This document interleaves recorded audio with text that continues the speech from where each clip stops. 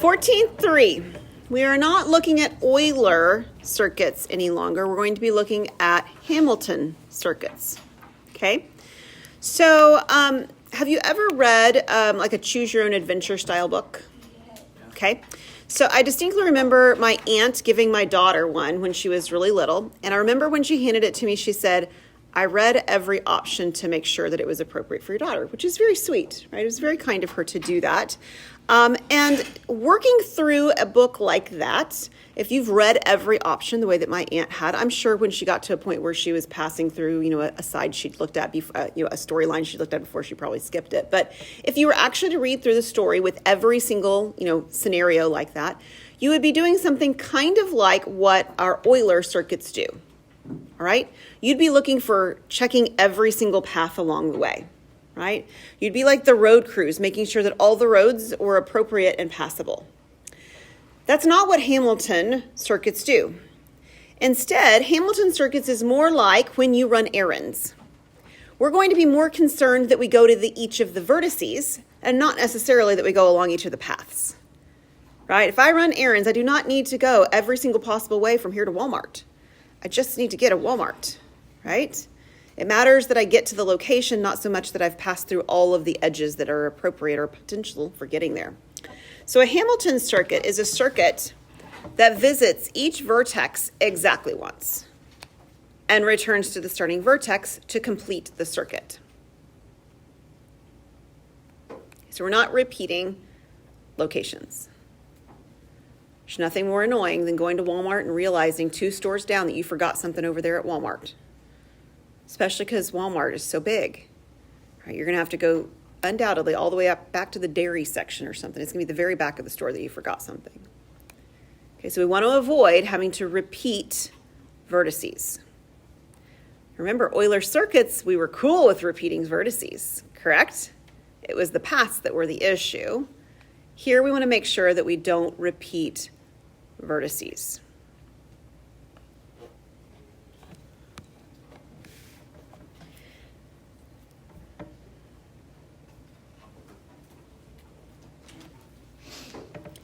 Okay, you ready to take a look at one? Not quite, okay.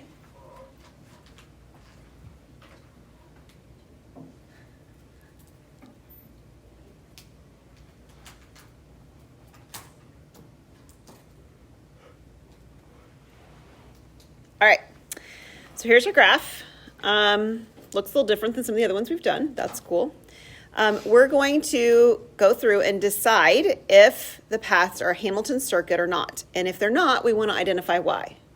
Okay, so it may fail for lots of reasons. Just because it fails for one reason, don't assume that you've found all the answers of what it's doing. We want to identify anything that it fails to do. One thing, remember, circuits start and end at the same point. So if you look at like the first one, A, it does start at point or vertex A and end at vertex A. So it at least is starting and ending at the same point. So that's a good first step. And we're going to see what happens as we try to go through the order that it's listed and see what happens. So again, I'm going to do this in the yellow and then I'll take it off so that we can do the next one. So this says we're going to go from A to E and E to C and C to D and D to E. And we have a problem, right? It's exactly what we're not supposed to be doing if we're doing a Hamilton circuit. We're not supposed to be revisiting a point. Now, if I continue E to B and then B back to A, I do have a circuit. It's just not a Hamilton circuit, right? I have not achieved the goal of avoiding going to Walmart twice, right? I went to point E twice. So I'm going to take off my yellow and we'll identify that as our description. So this one is not Hamilton. And the reason is because we visited, crossed through, intersected, whatever word you want to use, E twice. Let's try the next one. Again, it's a circuit, starts at A, ends at A. So that's already a kind of a check mark for us. It says A to E, E to C, C to D, D to B, and then B to A. That one worked, didn't it? It did. Notice I didn't cross every path, right, or every edge, but I don't have to. That's not our goal with a Hamilton circuit. So let me take off my yellow. Over here, the answer is that yes, this is Hamilton. And we're just going to write down what we checked, especially so that when you look back at this, you'll remember what we were looking at. Because it started and ended at the same point. So started and ended at A. That's one of the conditions. And there were no repeated vertices.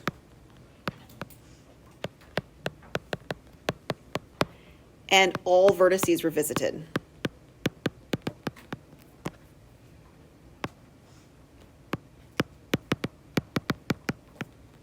We went to all of them. Okay, we have one more. I'm going to switch to the next screen. This one starts at D and ends at B. What does that tell you from the get-go?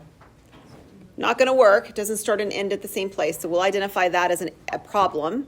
So let's just write that one down. So this will be not Hamilton. It may fail for more than that. So don't fail to continue the process, but not Hamilton, because it does not start and end at the same point or the same vertex. So let's actually go through it though. It starts with D and it goes to B. B is to E. E is to A. And A is to B. Does it fail any other things? Okay, so it misses or doesn't pass through vertex what? C. There's actually something else that we did. Did you notice it? It went to B twice. And we visited B twice. Okay, it failed for 3 reasons. We need to make sure we identify all 3 of them so that we're recognizing them in our answer choices that we're given. Okay, so let's take a look at some Hamilton features, some features of Hamilton graphs. Hamilton circuits for complete graphs. Any complete graph, okay, remember complete means that there's edges that connect every vertex to every other vertex. That's a complete graph. Any complete graph with 3 or more vertices will have a Hamilton circuit. Okay, so we could check to see, is the graph complete? If it's complete, we know that a Hamilton circuit will exist.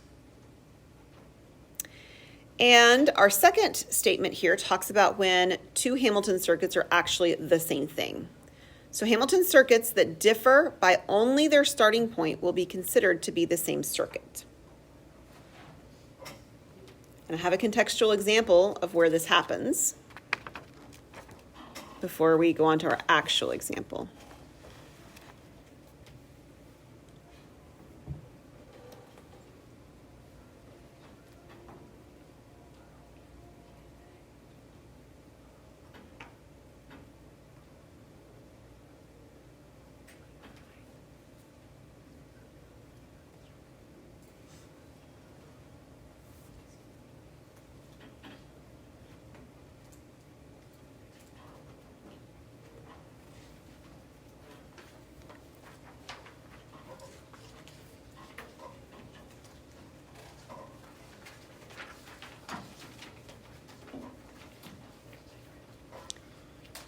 Okay, so probably about 10 minutes after class, I'm going to remember what this is called.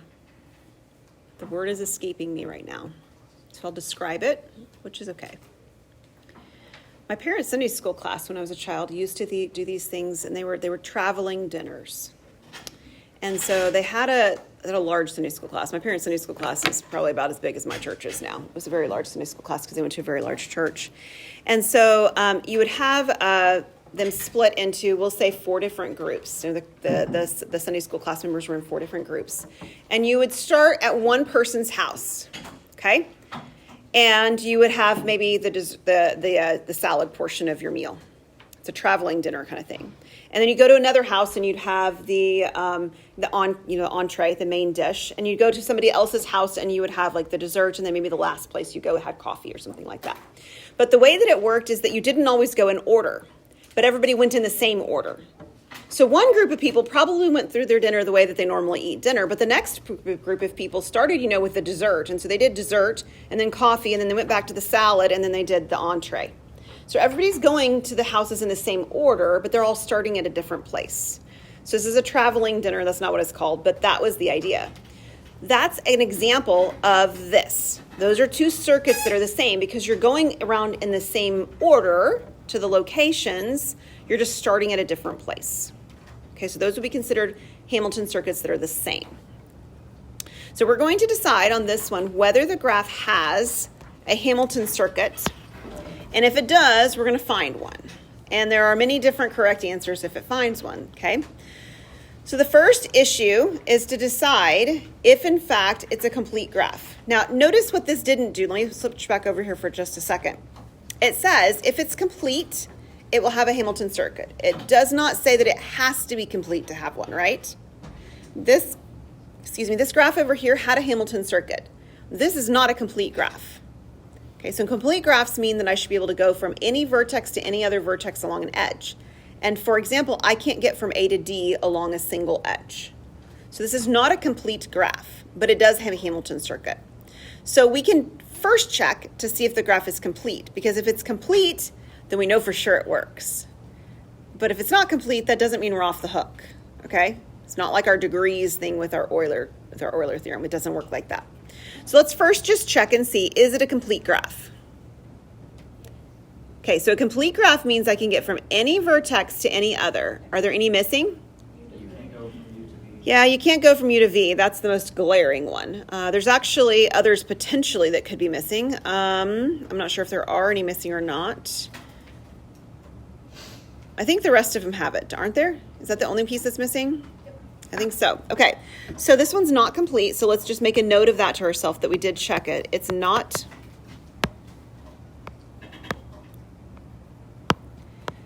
complete. And the reason is because it's sort of, if you will, missing, right, or doesn't have the edge UV, right? That's what's missing. That doesn't mean that we couldn't still do a Hamilton circuit, so we're going to attempt to do one and see if we can find one. So where would you like to start? T. Okay.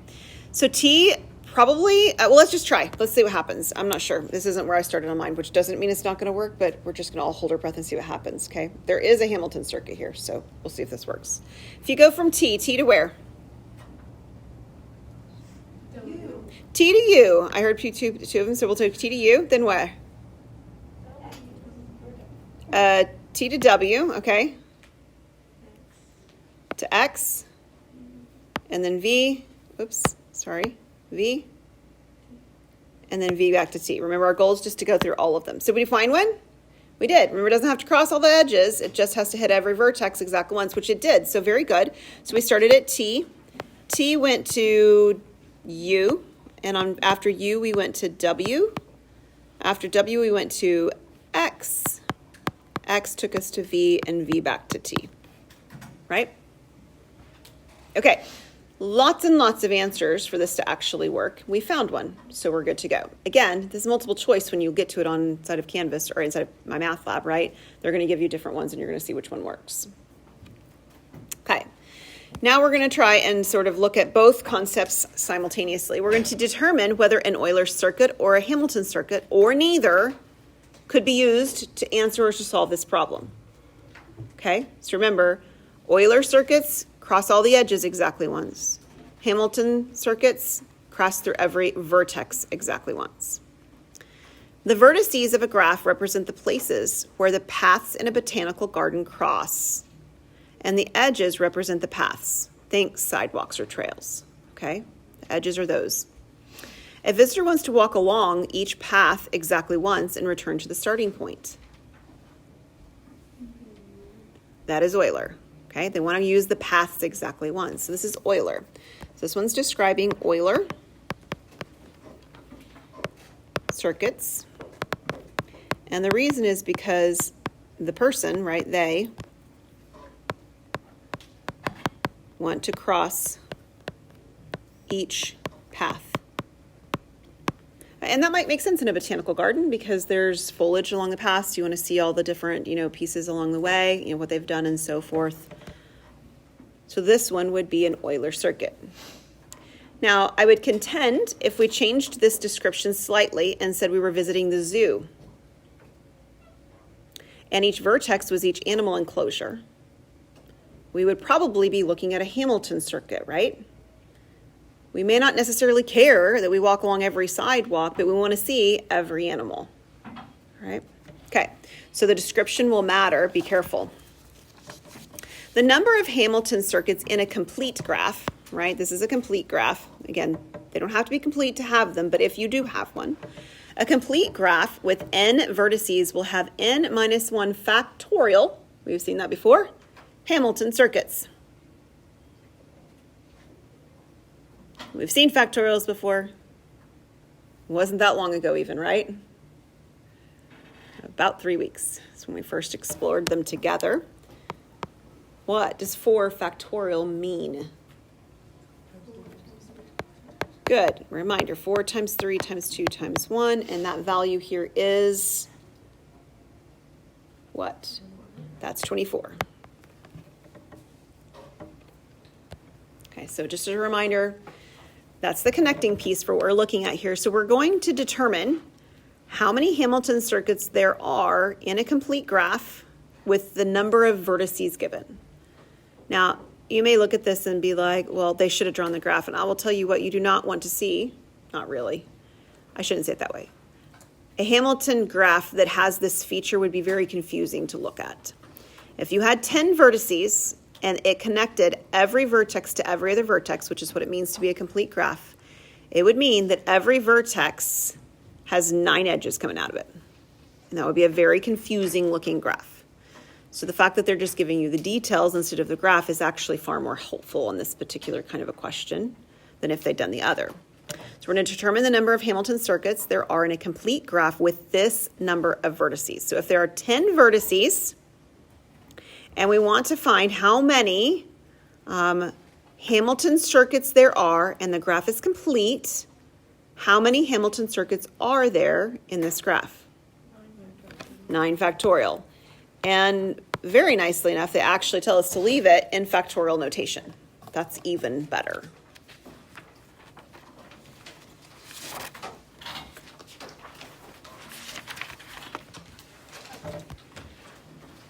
Okay. You ready?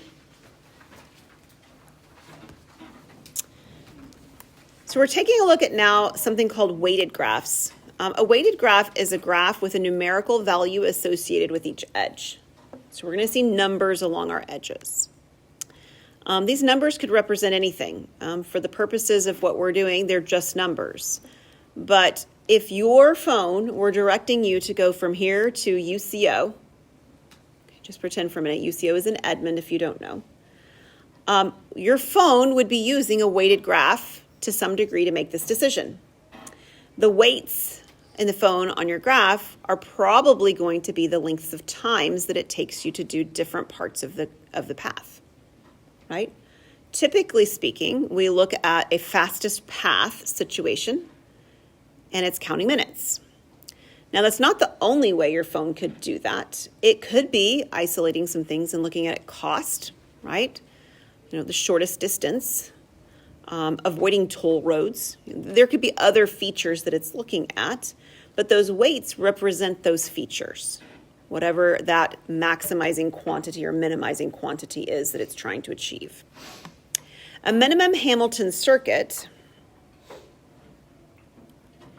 is the following. So in the weighted graph, this is the Hamilton circuit with the least possible weight, right?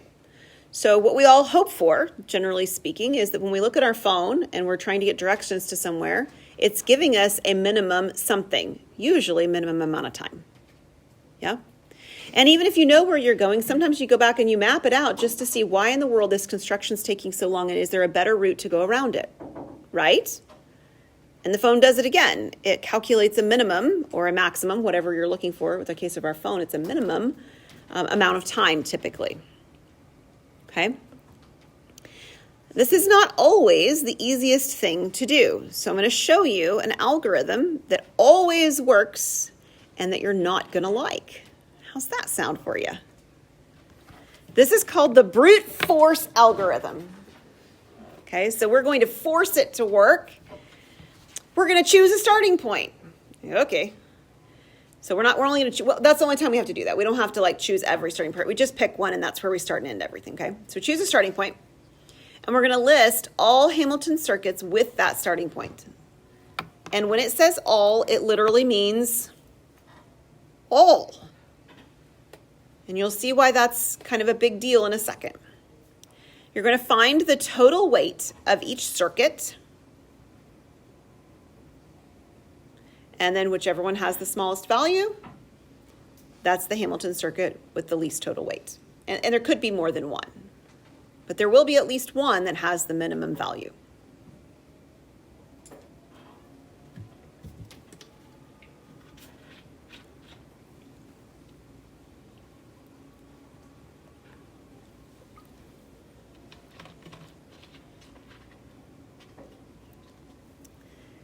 The bigger the graph, the more difficult this is. So we're going to take a look at a graph that's really not all that big, but it's already big enough you're not going to like it. Right?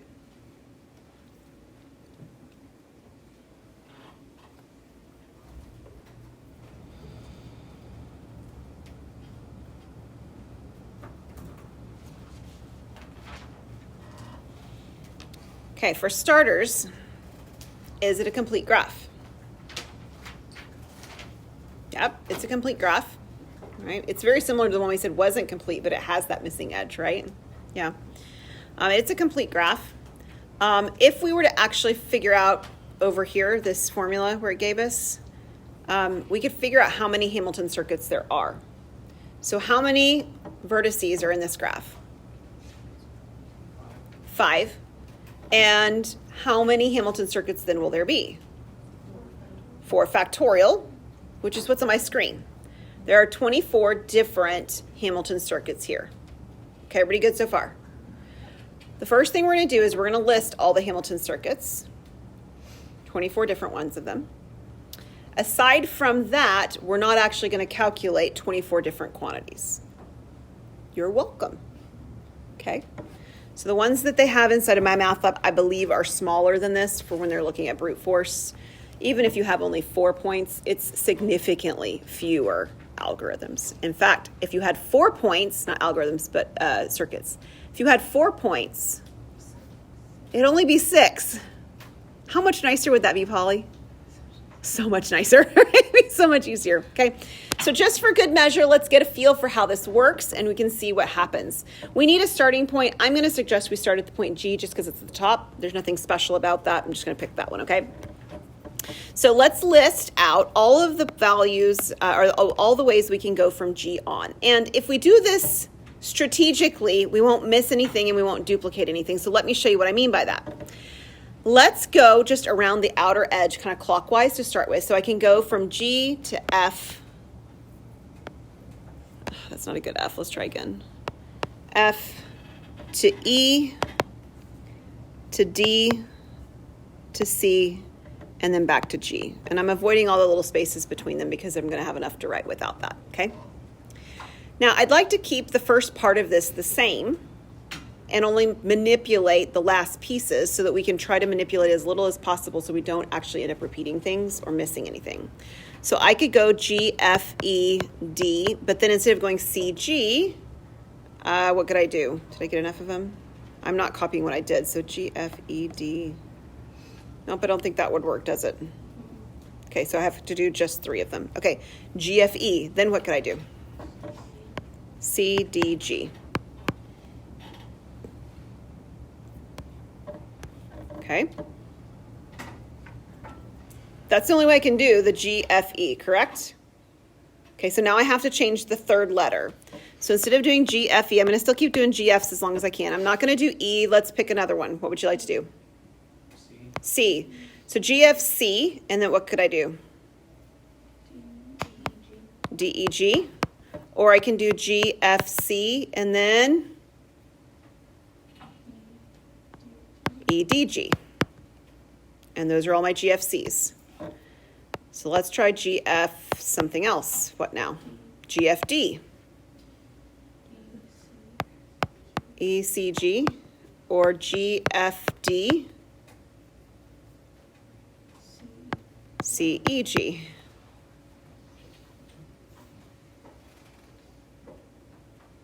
Okay, are you getting the feel for it? This is a big one.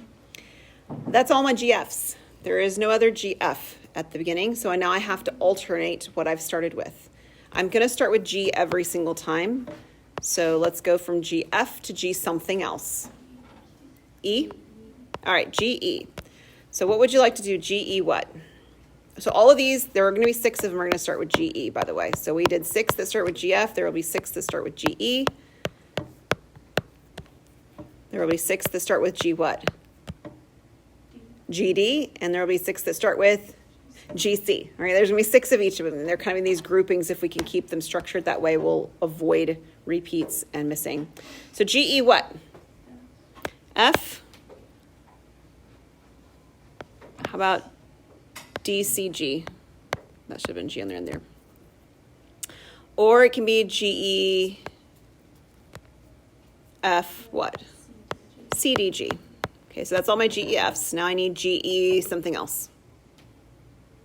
How about C? GEC. FDG. Or GEC. DFG. Those are my GECs, GECs. So now we got GED. You know, like the test. GED. CFG. Or FCG. All right.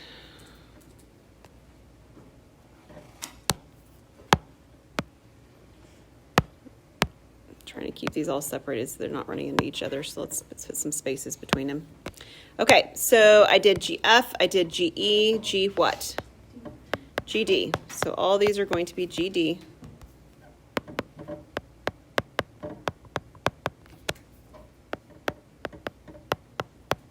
All right, GD what? What do you want to do next? C.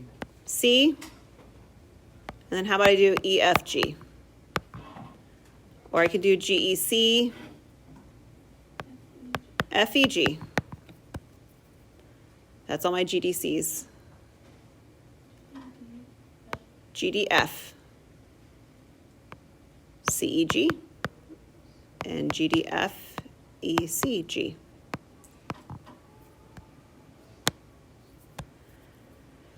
Okay, we got GDE, I think. I know you're already wearing out, me too. All right, GDE, CFG, or FCG. All right, our last grouping of 6, GC, right?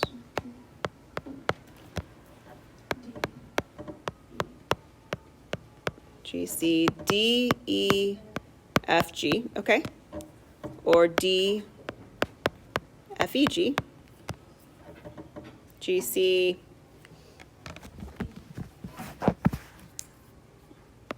GCE, DFG, or GCE, FDG, GC, what am I left with? F, I'm losing track, GCF, ECG, no, E, that's not right, EDG, or DEG. We found all 24 of them, and we still don't have the answer to the question because the answer to the question says which one is the least weight. Okay, we're not going to test them all, but let's test a couple of them. Okay, so somebody pick me a random one to test. GCD, DEFG. This one right here is the one that you picked, Polly. So this is the first one of our last set of 6. All right, so what we do, if we're doing that one, is that we list out all of the edge lengths that go between them. So G to C is what? going to have G to C is 10. And then C to D is 12. And then D to E is 10. Thank you. E to F, 17. And F to G, 15. Okay, somebody grab a calculator. Add that up for us real quick. 64. Okay, so I've got 64 over here. I'll write it next to it. Let's pick another one. And hope that it doesn't be 64 because I want you to see that they don't all match. That's kind of my goal in this. Pick one. Did you want to do the very first one? Awesome. Let's do the very first one together. Sounds great. Okay, so we're going to do the same thing. I'll just change it and use, I'll use orange here so that it's distinguishable. So GF, that's 15. FE, did we just go back in the other order? Oh, let's pick a different one then. Let's not do that. How about we pick the second, can we pick this one down here? All right, let's do that one. Okay. So it's in orange here. All right, GE, that's 13, I think, right? EF, 17. FD is 21. DC, that's 12. And CG is 10. Is it 73? Okay, so that's 73. The first one was what? 64. Okay. So they're not all going to be the same. Some of them will be the same because of the way we've set them up and because the numbers don't have to actually, balance out differently. But in general, they would all have the potential to be a different value. Make sense? Okay. Now, believe it or not, that's not very efficient. Can you believe it? Yeah. That's not very efficient. It's actually really tedious. And it's not super helpful if you were doing this, especially by hand. But the reality is that it's not even what your phone does. So your phone does something called an efficient algorithm. So an efficient algorithm is algorithms do not take a computer much time, right? And they wouldn't take you nearly as much time either. And in particular, the reason is that they're doing something with some approximations. So the approximation algorithm is an algorithm that do not take the computer too much time, and they give a reasonably good solution most of the time. So whenever I see that phrase, I'm reminded of a lady I go to church with. We have a Bible quizzing program at our church, and our kids are expected to memorize certain verses if they're a part of the program. And it's a program where they want them to memorize them word perfect. That's the goal, right? But sometimes kids don't always memorize things word perfect. Probably you don't either sometimes. And my friend will say it's good enough to live by, right? If you got the idea, it's a good enough to live by. That's what's going on here. It's a good enough solution. Even if it's not the absolute best, it's good enough. And if it's good enough and takes a whole lot less time, that's probably a better option, right? And enough time for the computer or us to do. So what we're going to be looking at is something called the nearest neighbor algorithm instead.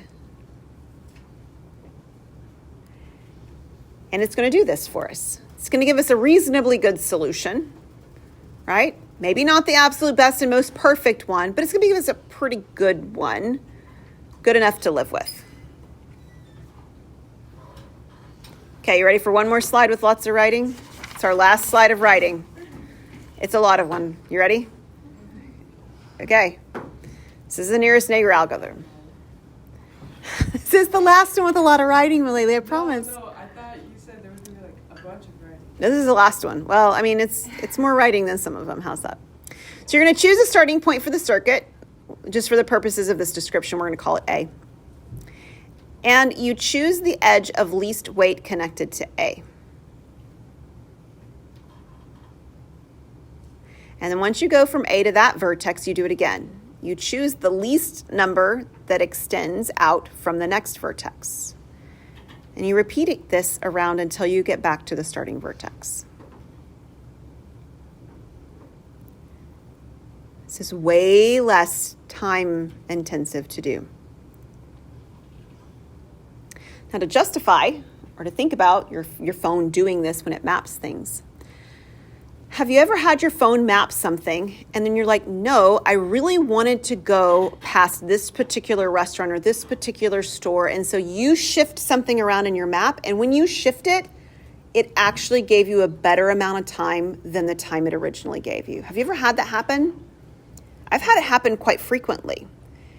Because your phone is doing this. It's looking at the best choice for most reasonable considerations, not necessarily the absolute very best possible timed choice.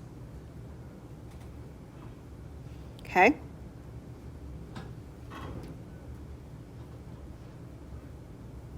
So when you change something, sometimes you actually get a better solution with your phone and its map or the computer with the map than you had before. So the nearest neighbor algorithm is going to be much more preferable for you calculating it, and obviously faster if the computer or your phone or whatever did it as well. So go ahead and finish those details and we'll look at an example.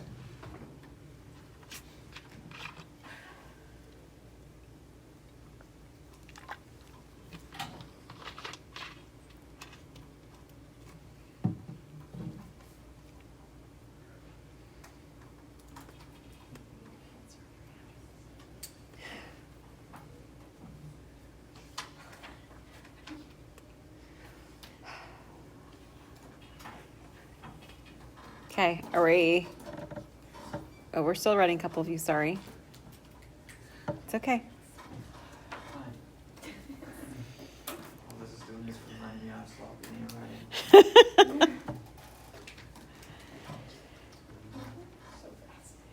Well, it doesn't look pretty though.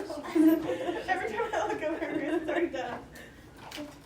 We'll see if I can read it first though. All right, so here's our graph. First of all, it's a cleaner graph than the last one, not near as much going on. So that's preferable already. But I want to show you how we find the nearest neighbor algorithm. And then we're actually going to go back and find a nearest neighbor one for the one we started with so you can see how it worked on a bigger graph. But let's do it with this smaller graph first. So it tells us where to start. We're going to start at F. There are not lots of possible answers when you do this. Generally, there's one answer. There could be a little bit of variation if there's two edges that are the same length or whatever, the same value extending, but generally there's just one answer. So if I go from F, what is the smallest value after F, sort of the edge leaving F? H. It's H. And I'm going to write it down as we go. F to H is 2, right? So leaving H, what is the smallest value? You can't go back or go on the 2. Okay, but what's the smallest value leaving H? To I, and that's a 4. Now leaving I, again, we're only wanting to pass through each point once, so we don't really have a choice right now. For I, we have to go to what? To G. We are restricted no matter what the value is. Like I to F is smaller, but then I would be back where I started with, and I have to hit all of the vertices, right? So go G. I don't mean I. I to F, sorry. My writing is on top of my circle. Let me move this a little bit. It's not working. I to F isn't smaller than Oh, I'm sorry. I was looking at the 7 at the bottom. I apologize. You're right. I to F is not smaller. So I to G happens to be the smallest one still, doesn't it? Okay, that's cool. And then G would go back to F. Okay, so from G to F, it was 6. Okay, so if I add these together, 2 plus 4 plus 3 plus 6, what do I get? 15. So it's got 15 as its weight. Let's do one where we start at G. Okay, so we're starting at G. Where will G go? G to I. Okay, from I, where will I go?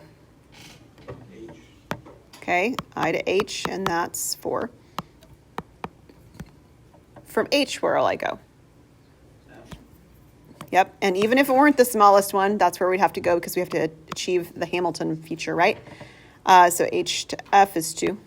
And then F goes back to G, which is 6. 3 plus 4 plus 6 plus 2 gives us 15 again. Okay, so hold on, just give me one more minute. Let's go back to the confusing graph where we tried to do all the 24 and we didn't like it. Let's start at G. Okay, starting at G. What is the smallest edge out of G? G to C. And how much is it? 10. Okay, out of C, what is the smallest edge? D. Looks like D. So that one would be 12. Out of D, I can only go to F or to G, or F or to E, because I've already visited C and I don't want to go all the way back. So will I go to F? I'm sorry, will I go from D to F or D to E? E, which is 10. E is now forced to go to F, even though it's a big value, right? 17. And then F goes back to G, which is a 15. So let's add those up. 10 plus 12 plus 10 plus 17 plus 15. It's 64. So it's this, at least as small as the arbitrary one we picked before, but we are not guaranteed that it is the smallest. Everybody understands that, right? But it's reasonably good and a whole lot easier to do, correct? Absolutely.